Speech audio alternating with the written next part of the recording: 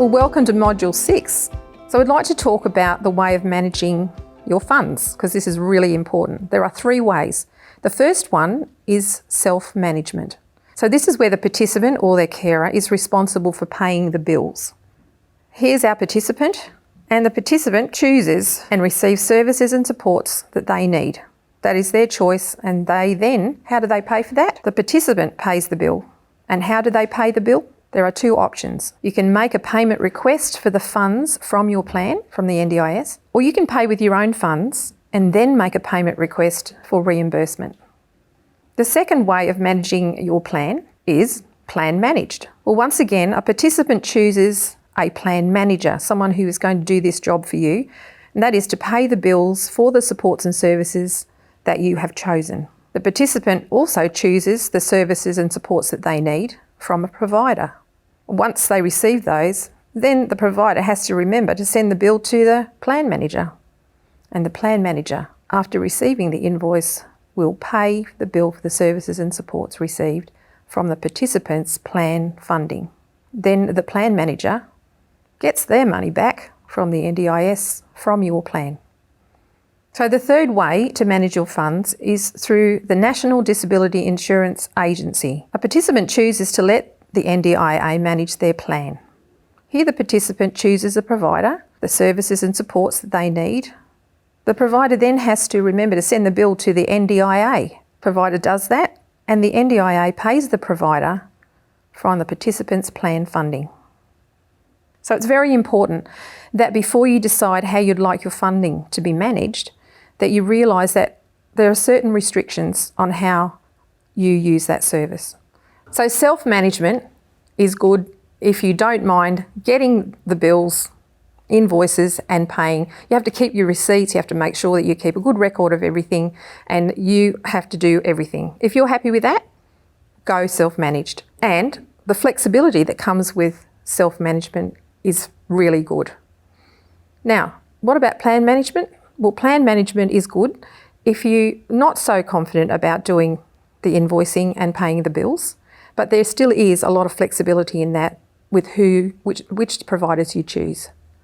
However, if you would like to be agency managed, this means that everything is taken care of. You don't have to worry about the invoices, you don't have to worry about paying the bills. The NDIA will manage all that, but you won't have the same flexibility as being self-managed or plan managed with choosing providers. When my daughter had her first plan, it was managed by the agency, and that worked well for us because it was new to us and we really needed help in understanding how the NDIS worked. And then the plans that she's had since then have been plan managed. Now that we understand a little bit more about how things work and the flexibility that's involved when we are plan managed, it works well for us.